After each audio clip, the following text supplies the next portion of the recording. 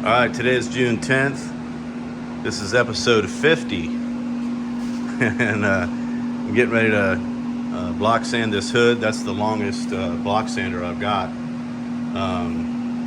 Again, all of these I used on the C10 restoration that I did a few years back, several years back now, I guess. But I'm hoping that I don't have a whole lot of work to do on this hood. And then the doors I'll do with a slightly shorter block plane.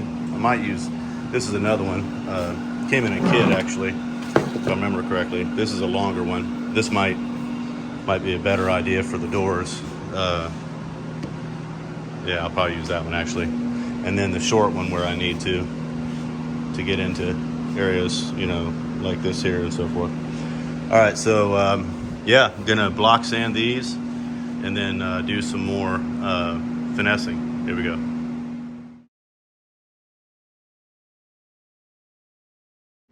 All right, I've got guide coat here. So before I block sand these doors, I hit it with this guide coat,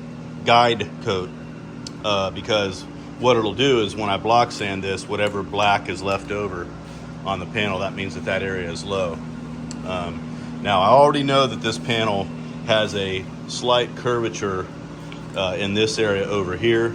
Already mentioned that. I'm not going to fill this over here to the point of trying to make it, I'm making the panel relatively flat, but I will be able to tell areas that I can actually work with a little bit of glaze, and that's what I'll do. Same with this one over here.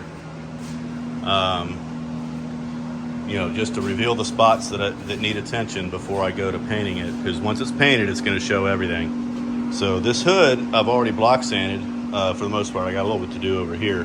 But my longest block sander was actually too long for along this curved area. I was able to use it a little bit up top, but not so much here because this is a complex curve. It has curve both this way and that way.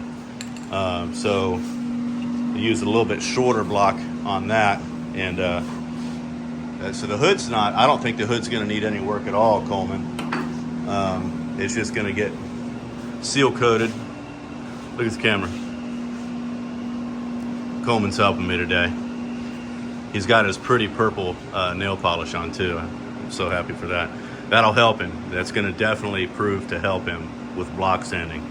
What do you think, Coleman? I definitely think it will. It absolutely has the capability to improve my block sanding. It gives you a better, I think when you run your hand along the panel, that purple fingernail polish is going to help you have a sensitivity that I can't even have. That's what I'm saying. You see, mine are plain. Let me see yours.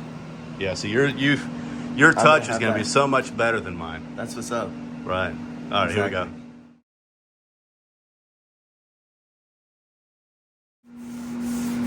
You're going straight lines all the way across. You're not going all the way across. I'm going all There you go. Overlap the sander at the very end, right? And then after you're done with that, go 90 degrees to that direction, which is straight up and down, right? Yeah. And then 2 diagonal passes. All right. Don't push hard in any one area. Just give it enough pressure. Let the sander do the work. All right, now go up and down the panel. You're not nosh. Schnosh.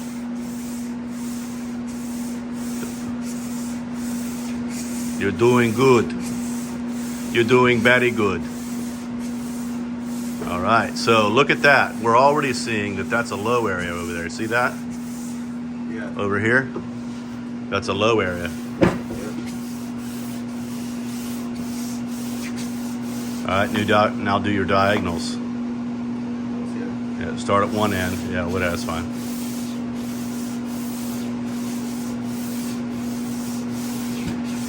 Yep. So we definitely have a low area over there. We're gonna have to hit that with some glaze. All right.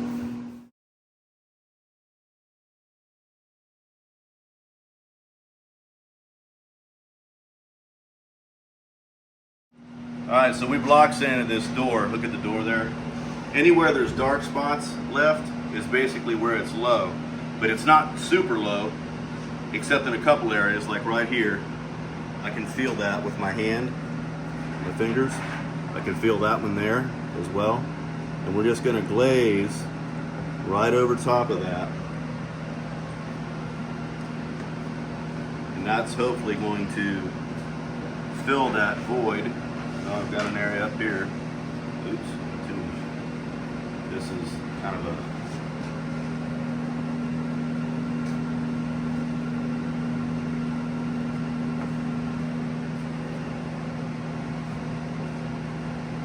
and this is basically what is known as finessing the panel to try to get it as straight as you can within reason. Again, we're not going to obsess over it, but we are going to make an attempt to fix a few things. And I'm basically putting it down thick and then scraping it back off. I'm just using the filler to or this thing, put it down. Again, anywhere that it's dark, it's low. We actually notice some places where there's bare metal, like right there, that's high. There's nothing I can do about that. Again, I'd have to glaze the whole panel in order to meet that, but I'm not going to do that. That's ridiculous. So, you want to come both ways, and you don't want to overwork it like I am. Because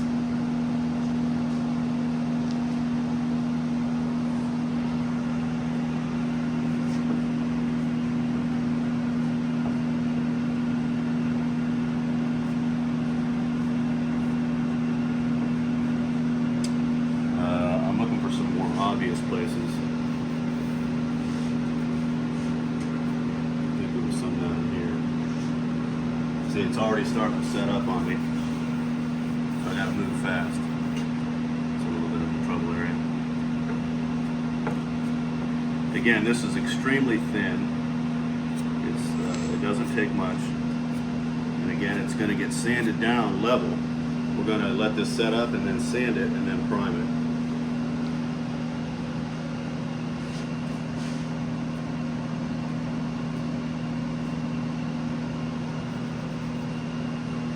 That's enough recording.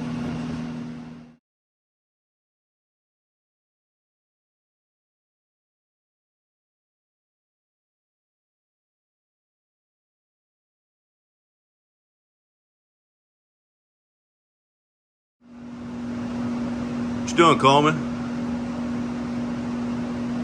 All right, we've got some glaze on both these doors. I hit the main areas of low spot.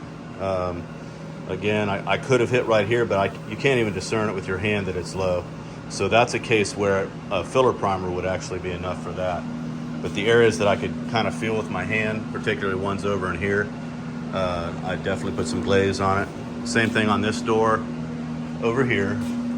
So I knew I had problems around the door handle here. That's really hard to get that stuff on there, but in fact I've got it pulled way too much right there, but it'll all get sanded back as needed carefully. And yeah, so these areas are now glazed. We're gonna let that set up. I might sand that back this afternoon. I might wait till tomorrow. This hood I'm leaving alone where it is. From this point here, I will probably just wet sand that with 400 grit. Or I'll dry sand it with 320 and then do 400 and maybe 600. It'll be ready to paint for the sealer and then paint. So we're gonna go in the garage and work on the passenger side front fender, try to do some more finesse work so Coleman can get involved in it. You know what I'm saying? Yeah, I know what I'm saying. I know what I'm saying.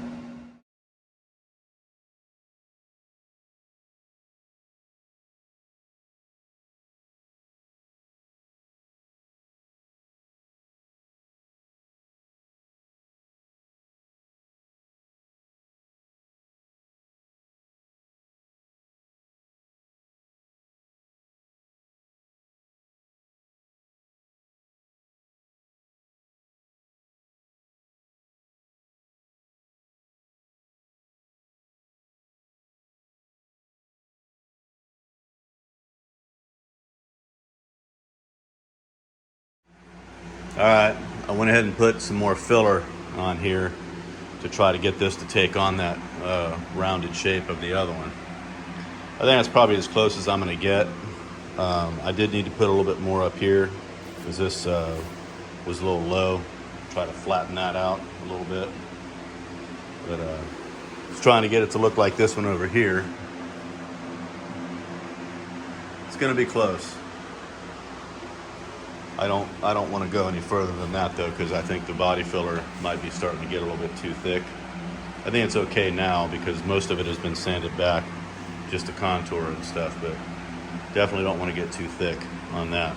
So it's not going to be perfect. I've just accepted that. So you know, the only thing else I could have done is to replace that fender from the get-go, but I wanted to try to save the money, and I like the challenge of trying to work that dent out and see if I could make it match this other one. So, and I got some glaze on the areas of the rest of the Jeep body that needed it. At this point, I'll let that set up for a while, and same in the back here, and I got some over here on this side. Just a light type of work where there's maybe little pinholes in the filler that's already there, or some kind of imperfection. This is just last stage finessing. So once I get primer on there, I'll know better where I'm at. Once I sand all that down, once I get the gray primer on there, I'll see better what I need to do at that point. So right now things are just drying. So I might sand the door and the hood, doors and the hood in the shop, and call it a day, but that's about all I'm gonna do. Catch you guys next time.